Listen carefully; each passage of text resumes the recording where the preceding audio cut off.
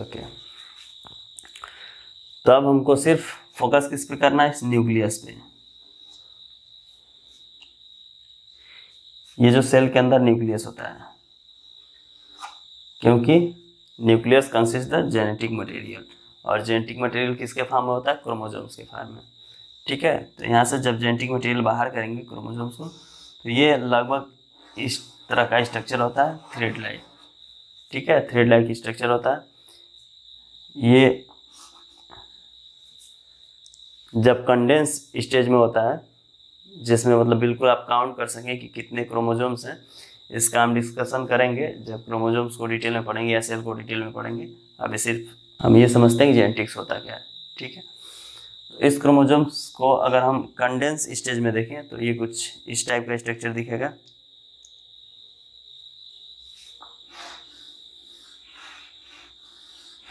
इसमें 2 आर्म होते हैं। कि अगर इसको भी हम देखें तो ये इसका स्ट्रक्चर कुछ इस टाइप का होता है, फोल्डेड होता है, जिसको हम कॉइल्ड स्ट्रक्चर बोलते हैं, सुपर कॉइलिंग होती है। अगर इसको हम अनरैप्ड करें, अगर इस क्रोमोसोम्स के एक आर्म को अनरैप्ड कर दें, उधेड़ दें, तो ये कुछ ऐसे दिखेगा। यहाँ से अगर इसको उधेड़ देते हैं तो ये कुछ इस तरह से दिखेगा।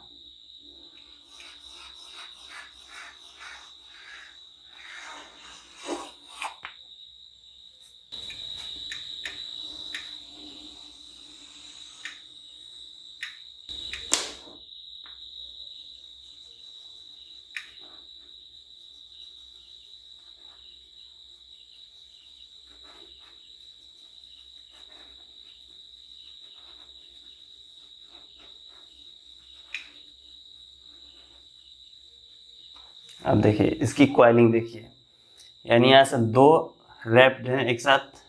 ठीक है, और ये रैपिंग ऐसे है, फिर ये कॉइल्ड हो रहा है, यानी एक बार रैपिंग है। ठीक है, फिर कॉइल है, कॉइलिंग हो रहा है, फिर यहाँ से ये कॉइलिंग सुपर कॉइलिंग में चली जाती है। ठीक है, फिर फाइनली स्ट्रक्चर बनता है क्रोमोसोम्स का। ठीक है, अब इसको बोलते हैं, इसमें ये क्रोमोसोम्स है। क्रोमोसोम्स फॉर्म कैसे होता है, ये होता है प्रोटीन प्लस डीएनए बना होता है। प्रोटीन में specially histone protein.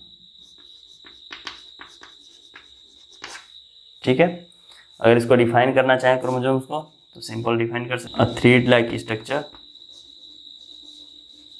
Thread like structure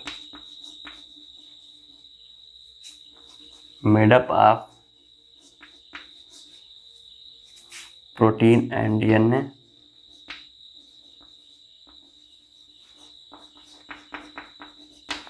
and present in nucleus,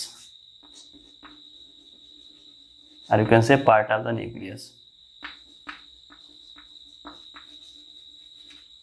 ठीक है, यानी क्रोमोसोम्स क्या हो गया, ये एक थ्रेड लाइक स्ट्रक्चर होता है इस टाइप का।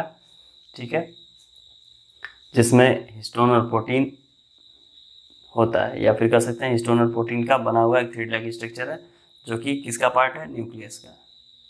ये चीज़ क्लियर हो गई।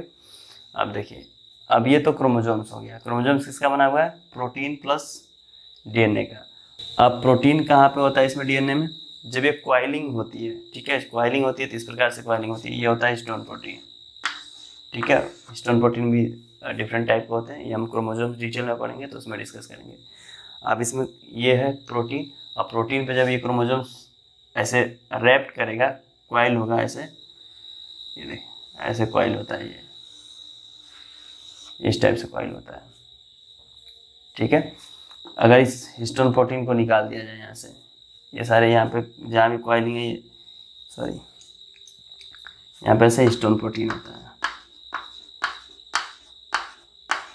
अब जब इसको अनरैप्ड करेंगे, उधेड़ देंगे, तो यहाँ से हिस्टोन प्रोटीन क्या हो जाएगा, अलग हो जाएगा। सिर्फ बचेगा क्या, यहाँ से हिस्टोन प्रोटीन अलग हो गया, ये क्या बचा, सिर्फ ये डीएनए। ठीक है, अब देखिए यहाँ से इसको हटा देते हैं। ठीक है, अब डीएनए की बात करें। डीएनए क्या होता है, डीएनए में होता है सिंपल एक ओवरव्यू लेंगे डीएनए का। तो डीएनए में क्या क्या होता है, शुगर प्लस फास्फेट ग्रुप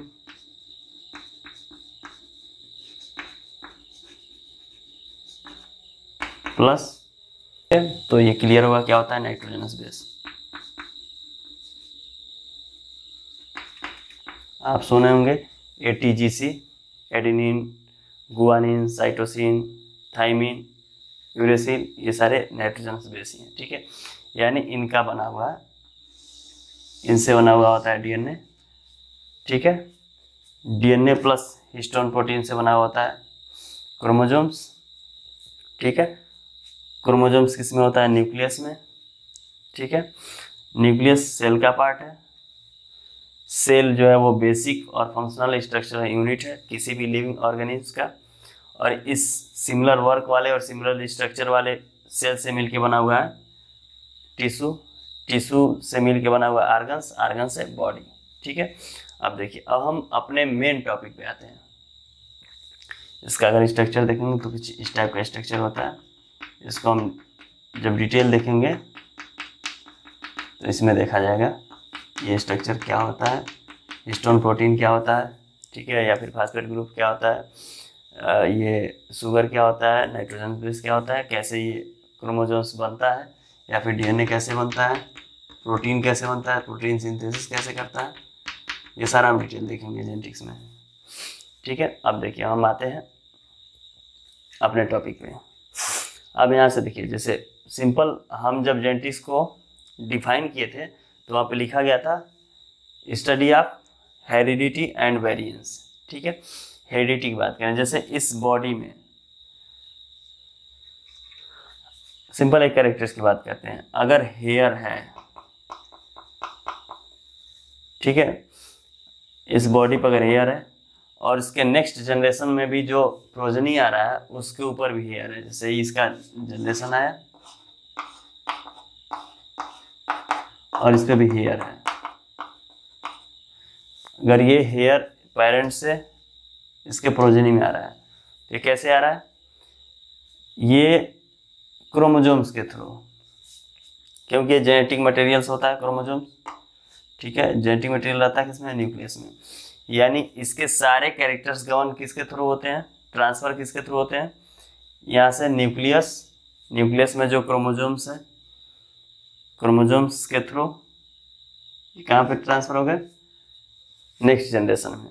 यानी हम कह सकते हैं कि ये जो पास आउट हो रहा है कैरेक्टर्स, जनरेशन आफ्टर जनरेशन जो ये पास हो रहा है, ये किसके थ्रू हो रहा है, इसी क्रोमोसोम्स के थ्रू, ठीक है, डीएनए के थ्रू। या फिर कह सकते हैं कि ये पार्ट, जैसे सिंपल ऐसे समझिए, ये हेयर है, ठीक है, इस पेरेंट्स में हेयर है। अब इसी का हम सेल्स निकाले हैं और इसी के डीएनए को एनालाइज कर रहे हैं, क्लियर। इसका हम सेल्स निकाले हैं, सेल से न्यूक्लियस अलग किए हैं, न्यूक्लियस से क्रोमोसोम्स, क्रोमोसोम्स से हिस्टोन प्रोटीन अलग कर दिए, और हिस्टोन प्रोटीन अलग करेंगे तो ऐसे इसको अनरैप्ड कर दिए, उधेड़ दिए क्रोमोसोम्स को, तो ये स्ट्रक्चर निकल के आया है, ठीक है।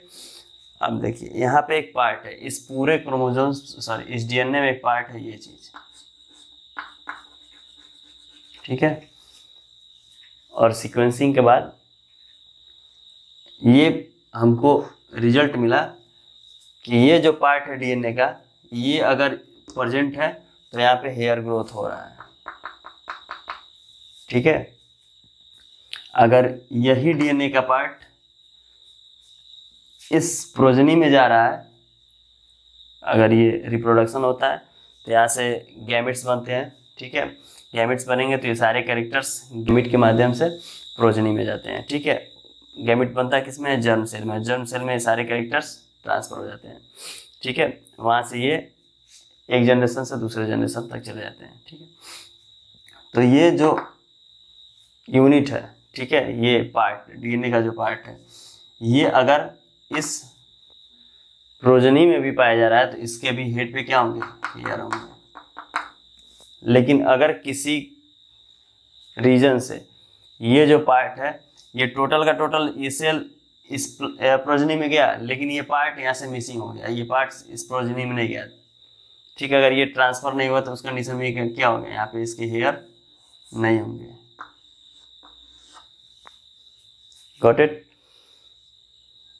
यानी ये जो मटेरियल है, हेरिडिटी मटेरियल इसको बोलेंगे, यानी सभी कैरेक्टर्स के कवर नहीं होंगे यहाँ से, सिर्फ वही कैरेक्टर्स यहाँ से पास आउट होंगे नेक्स्ट जनरेशन में जो इनहेरिटेड होंगे, जो कैरेक्टर इनहेरिटेंस में पास आउट होंगे, सॉरी, जो कैरेक्टर ये इनहेरिटेंस प्रोसेस है इसमें पास आउट होंगे एक जनरेशन से दूसरे जनरेशन।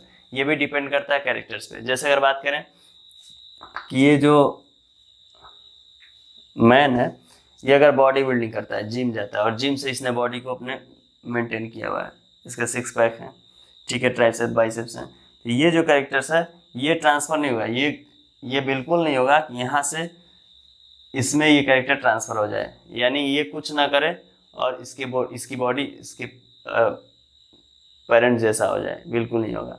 हाँ, ये हो सकता है कि ये अगर जिम जाए तो भी अपनी बॉडी स्ट्रक्चर कन्वर्ट कर सकता है, लेकिन ये बिल्कुल नहीं होगा कि यहाँ से ये बॉडी स्ट्रक्चर का जो कैरेक्टर है वो यहाँ पे ट्रांसफ़र हो जाए, ठीक है। तो ये पेरेंट्स से जितने भी कैरेक्टर ट्रांसफ़र होते हैं,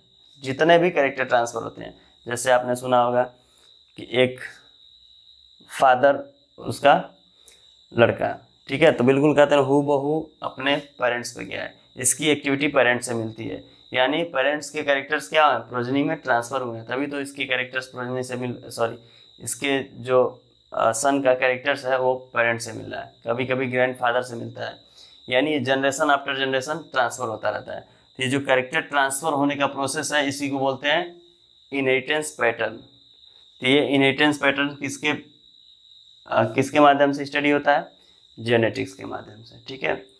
अब देखिए, अब वेरिएंस क्या होता है। हेरिडिटी क्लियर हो गया, हेरिडिटी पैटर्न्स क्लियर हो गया, हेरिडिटी कैरेक्टर्स या हेरिडिटी मटेरियल्स क्लियर हो गया, ठीक है। अब वेरिएंस की बात करते हैं। सेम आप देखे होंगे, ऑब्जर्व किए होंगे कि एक पेरेंट्स है, इसके मान लीजिए यहाँ पे 2 प्रोजनी है, ठीक है, इस पेरेंट्स के 2 प्रोजनी है, सेम डीएनए पास आउट हुआ, यानी सेम क्रोमोसोम्स पास आउट हुए, सेम डीएनए पास आउट हुआ, ठीक है। एक पेरेंट्स है, जो सेल है, सेल के अंदर जो न्यूक्लियस है, न्यूक्लियस के अंदर जो क्रोमोसोम है, वो क्रोमोसोम सेम होता है, डीएनए भी सेम होता है, वो पास आउट हो रहा है प्रोजनी में। लेकिन इस पेरेंट्स के 2 प्रोजनी हैं, कह सकते हैं 2 लड़के हैं, ये इनमें डिफरेंसेस आ जाते हैं। हो सकता है हाइट में डिफरेंसेस हो सकता है कि इसके सर पे हेयर हो, इसके सर पे हेयर ना हो सकता है ये इंटेलिजेंट हो, ये कम इंटेलिजेंट हो, इसके स्ट्रक्चर में डिफरेंसेस हो सकते हैं। ये जो डिफरेंसेस है इसी को बोलते हैं वेरिएंस या वेरिएशन, ठीक है। तो ये हेरिडिटी वेरिएशन ही तो है, यानी सेम डीएनए इसके अंदर भी जा रहा है, सेम डीएनए इसके अंदर भी जा रहा है, लेकिन ये इस पैटर्न में, हेरिडिटी पैटर्न में ही आखिर ऐसा क्या हुआ कि ये वेरिएशन आ गया। Got it. यानी यहाँ से जो डीएनए, जो क्रोमोसोम्स के माध्यम से डीएनए पास आउट हो रहा है वो दोनों में पास आउट हो रहा है, लेकिन इसी बीच इनहेरिटेंस के पैटर्न्स के बीच ही ऐसा क्या चेंजेस हो गया, ऐसा क्या रीजन रहा कि इन दोनों के बीच वेरिएंस आ गया, इन दोनों में वेरिएशन आ गया। इसी की स्टडी हम किस में करते हैं, जेनेटिक्स में। That's why we have defined genetics is the study of heredity and variance. अब इसके लिए हमको क्या पढ़ना पड़ेगा, सिर्फ सेल, यानी जेनेटिक्स में हम सेल पढ़ेंगे, क्रोमोसोम्स पढ़ेंगे, डीएनए पढ़ेंगे, ठीक है, क्लियर है। यानी जेनेटिक्स के अंदर क्या क्या आएगा, सेल्स की स्टडी, क्रोमोसोम्स की स्टडी, डीएनए की स्टडी, क्लियर है। ओके, और यहाँ पे क्लियर कर लीजिए, ये जो फैक्टर्स, सॉरी, ये जो यूनिट है जिसके बेस पे हम कह रहे हैं कि ये प्रेजेंट है तो हेयर ग्रोथ हो रहा है, अगर प्रेजेंट नहीं है तो हेयर नहीं हो रहा है। इसी को मेंडल्स ने क्या कहा था, फैक्टर।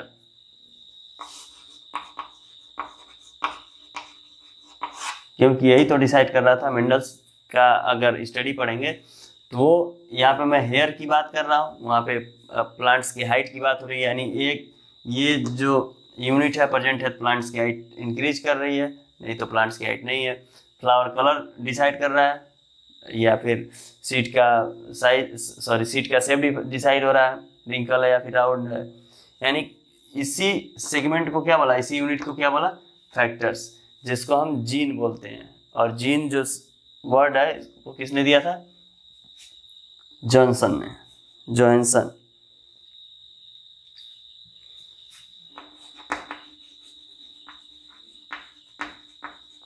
ठीक है, जॉनसन ने इसको बोला जीन। ठीक है, तो अब जीन को आप कैसे डिफाइन कर सकते हैं, सिंपली इसको भी डिफाइन कर लीजिए यहां से जीन को। Gene can be define as the specific sequence of DNA, specific sequence of DNA.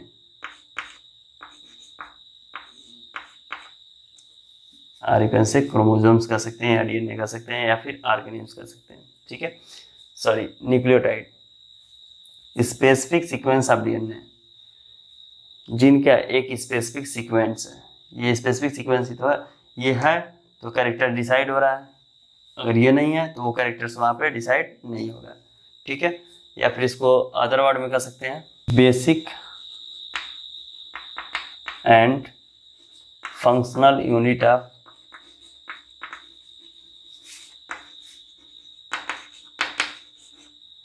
DNA. ठीक है, सेकेंड डेफिनेशन इसका क्या हो गया, basic and functional unit of DNA.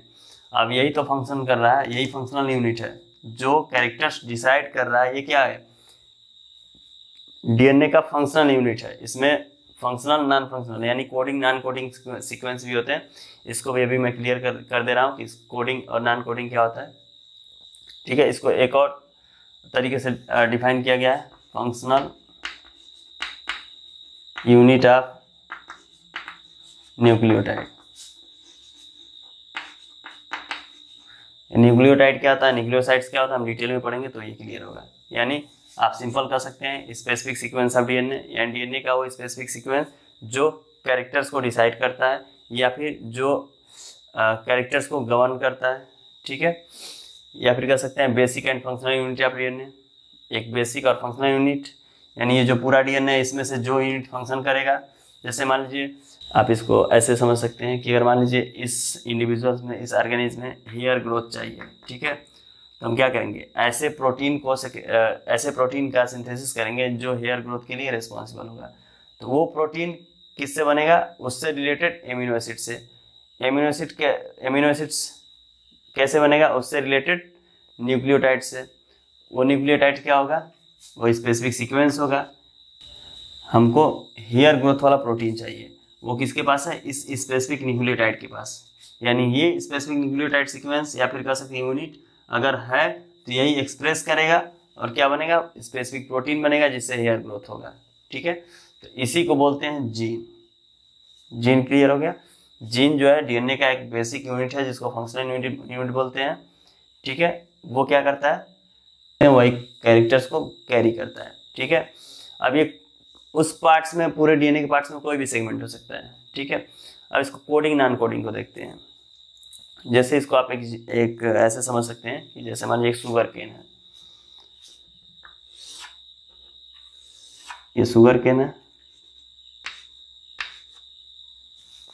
ये नोट्स और इंटर नोट्स होते हैं, इसको आप देख लीजिए, नोट्स, ये है नोट्स और ये होता है इंटर नोट्स। ठीक है, अब देखिए यहाँ पे एक होता है बड। ठीक है, जिससे जर्मिनेशन होता है। अब देखिए अगर यहां से हम इसको कट कर दें, ठीक है, ये वाला पार्ट, यहीं से क्या होता है, जर्मिनेशन होता है, एक नया प्लांट बनता है। अब प्लांट्स किससे बनता है, सिर्फ इस पार्ट से, नोड वाले पार्ट से बनता है, ये इंटर नोड वाले पार्ट से नहीं बनता है। तो हम क्या कहेंगे, इस पूरे शुगर केन का जो फंक्शनल यूनिट है वो क्या है, ये नोड है। लेकिन इसके साथ साथ हमको इंटरनोड्स की भी आवश्यकता होती है, क्योंकि ये क्या करता है, इसको वो सभी मटेरियल्स प्रोवाइड करता है जो जर्मिनेशन के लिए फेवरेबल होते हैं। ठीक है, तो ये हो गया फंक्शनल यूनिट और ये हो गया नॉन फंक्शनल यूनिट। सेम ऐसे ही डीएनए में भी होता है। डीएनए में जो यूनिट, डीएनए का जो यूनिट जो स्पेसिफिक सीक्वेंस कैरेक्टर्स को डिसाइड करता है उसको हम बोलते हैं जीन या फिर कोडिंग सीक्वेंस। ठीक है, और जो जिसपे कोडिंग नहीं होता है, जो किसी कैरेक्टर्स के लिए रिस्पॉन्सिबल नहीं होता है, उसको हम बोलते हैं नॉन कोडिंग सीक्वेंस। ठीक है, यानी यहाँ से अगर ये इस पार्ट को माने लीजिए यहाँ से ये कोडिंग है,